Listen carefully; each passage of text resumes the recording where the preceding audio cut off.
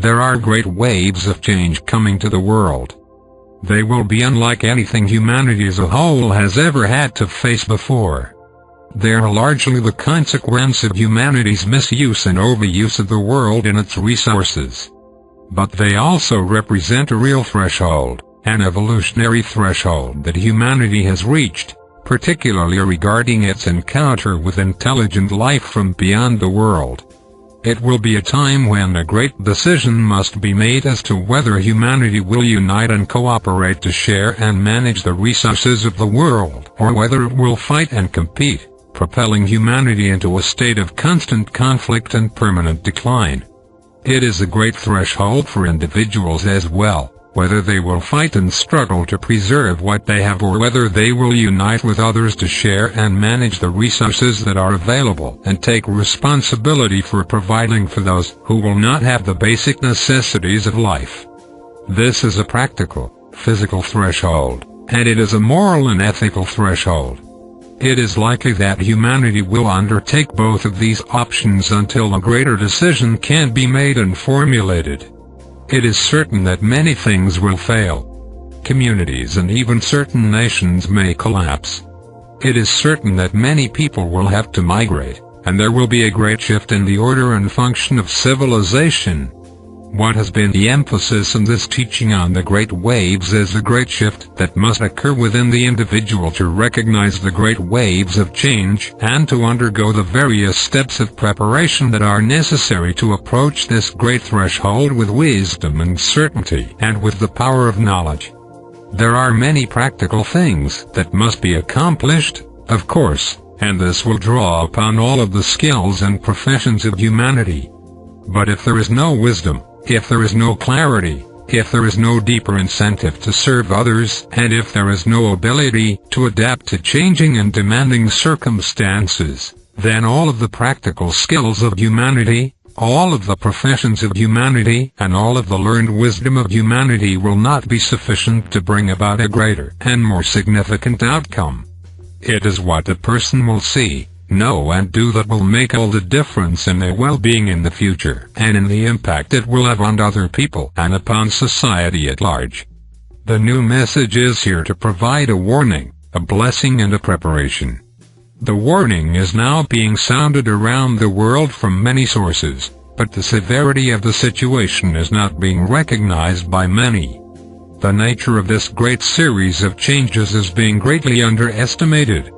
People are regarding it as just one of many problems that humanity must face, and they have great confidence that political and technological innovation will take care of the situation, or that economic forces will create the necessary adjustments. These assumptions give warning that humanity is underestimating the power of the great waves of change. The fact is that very few people are even aware of the extraterrestrial presence in the world. And even amongst them, very few recognize it as an intervention, as a danger and a hazard for humanity. What this means is that not enough people are aware of the reality of the great waves of change and the great impact it will have upon the human family and the future of humanity in this world. Therefore, God has sent a warning, a blessing and a preparation because time is of the essence. Every week, every month and every year now is significant, for the great waves are moving relentlessly. The time it takes to prepare for this is significant, and that window of opportunity is shrinking. This, therefore, is not something for you to just think about, to contemplate or to simply discuss with your friends, to be a source of imagination or to be simply a source of anxiety and concern. It must propel you into real action. Your awareness must bring about action, and this will require you to consider every aspect of your life and the possibilities that exist in your immediate surroundings and for your nation as a whole. This is not something for the faint of heart, for the ambivalent or for the self-serving, for they will not see the great waves of change until it is too late. This is a calling to become aware, to become prepared, to become strong and capable, and to begin to take the many steps that will be required to secure your position in the world, to gain a stronger position, to prepare yourself for the shocks that will come and to put yourself in a position to be of service to others, for great service will be needed. Do not think that the end has come for humanity, that these are the end times, as some people believe. This is a great turning point. Many things will end. Many attitudes will end. A great part of your conventional thinking will end. Many human activities will end or be diminished. So in that sense, it is the end times. It is time for humanity to grow up and to cease its desperate struggles and its adolescent indulgences. For you are now emerging into a greater community of intelligent life, where humanity must be strong and united, self-sufficient and very discreet. It is a time for humanity to gain a greater maturity as a whole and to take responsibility for managing the world in such a way that it will continue to sustain you into the future and provide what you need in order to live and to advance. People have no sense of what this means and its great significance. The consequences of humanity's overuse and misuse of the world are only now beginning to be felt amongst the poorest people of the world. They will be the first to suffer, but the impact of this will reach into every nation and every culture and will affect eventually every person in ways that are tremendous and significant. This teaching that you are receiving is not to frighten you into action. It is not to overwhelm you. It is not to diminish you. It is not to discourage you. But you must face reality. You must be prepared and given forewarning of what is coming over the horizon. For if you do not look, you will not see. If you do not see, you will not know. If you do not know, you will not prepare. And if you do not prepare, your life will be in great danger. That is why there is a new message from God in the world. It is here to warn you, to strengthen you and to prepare you for the great waves of change and for the reality of the greater community and all of its challenges and opportunities for humanity. The new message is also here to strengthen the individual, to teach people about spirituality at the level of knowledge, to bring a unifying presence and teaching to all the world's religions, to strengthen human relationships, human families, human commitments and human contribution. It represents a very rare intervention by God for the protection and advancement of humanity. It is a very great teaching and a great revelation. Do not think that you can understand it standing apart from it, for you must receive it and bring it into your life, use and apply its wisdom and bring its specificity teachings to bear. Only then will you know the power and efficacy of the new message. And only then will you realize what a blessing it is and how it has come at just the right time. As it has been said through these teachings, humanity will enter a period of great confusion and difficulty. It is necessary for you to gain a greater clarity and certainty from the deeper well of knowledge within you, or you will fall prey to the confusion and the anxiety, the conflict and the hostility that will be arising around you. You are being given this now as a blessing, the blessing of awareness, the blessing of wisdom and the blessing of having time to prepare yourself, your life, your understanding, your family, your relationships and your circumstances. Time is critical. You must act and act soon if you are to have time to make the necessary adjustments in your life, which within themselves will require time, concentration and many changes. Do not think that God will save humanity in the end if humanity should choose a path of self-destruction.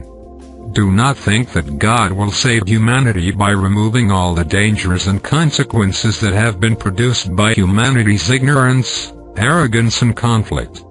Do not think that the innocent will be spared when the great waves of change overtake them. God has given you the power of knowledge. God has sent great emissaries into the world through the course of human history. God's angels watch over humanity. God has many powerful forces in the world influencing individuals, guiding them and supporting them. There are tremendous powers and presences here of great benefit to humanity, serving God and God's great plan. Yet the world is a place where humanity must choose, make its decisions and face the consequences of its decisions.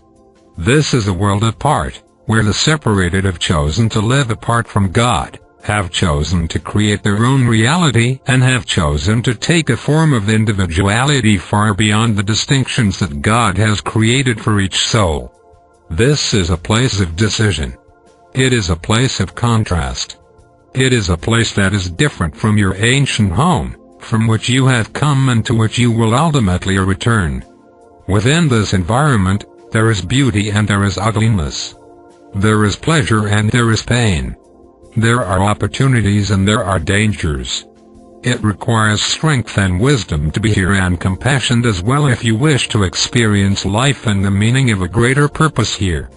Into this difficult learning environment, God has sent a new message for humanity, a message to give humanity a great chance and a promise for a new beginning, for humanity to build a greater foundation in the world, to endure the great waves of change, to use its power to unite humanity, to bring equanimity and fairness to the distribution of resources, and to secure a more profound and stronger position for the future, one that can be sustained through time. The new message has also been sent to prepare humanity for the greater community, to teach humanity the dangers of premature contact, to warn humanity of the intervention that is occurring in the world today and to provide, partially through humanity's remote allies in the universe, the wisdom that humanity will need to understand the complexities, difficulties and challenges of life in the universe. This will provide for humanity what it could not provide for itself to engage with this far more complex and far more powerful environment, an environment to which humanity has not yet adapted, an environment that will require great skill and unity amongst the human family. The new message has been sent to raise up the individual and to teach about spirituality at the level of knowledge. The new message has been sent to teach that all the religions were initiated by God, that all religions were changed by people, that God has created many pathways of redemption to meet the different needs and temperaments of people living at different times and in different cultures, and that humanity should never assume God's will or proclaim that their religion alone is the only religion. For God has created many pathways of redemption. Human ignorance and human arrogance here must be corrected if humanity is to find the strength and the will to unite for its own preservation and for the preservation of this beautiful world that has been given to humanity as its home in the universe. It is like climbing a great mountain. You must climb this mountain to gain the perspective that you will need to see things clearly. You start at the bottom where everyone is congregated, and you have to leave them to begin this journey. A few people will journey with you. Along the way you will meet others who are journeying and struggling through the various stages and thresholds that one must pass through to continue up this mountain, which will turn out to be far greater and more challenging than you ever imagined at the outset. While you are still down in the lowlands, blinded by the trees, you cannot see the nature of your life. You cannot see the relationship of this mountain to everything around it. Your vision will be blocked and obscured by all the conditions of your life. But as you gain altitude on this mountain, you gain strength and clarity, and your life becomes simpler and more efficient, freeing up energy that you need now to proceed, to build a new foundation for yourself and, symbolically, to be able to proceed up this mountain with as little burden and resistance as possible. You will need to reach a vantage point where you can see clearly the land surrounding you, the circumstances of your life, and the greater circumstances of the world, circumstances that you cannot afford now to avoid or to deny, circumstances that you cannot hide from or seek escape from, circumstances that will determine your future, and circumstances that can call out of you the greater gifts that God has sent you into the world to give.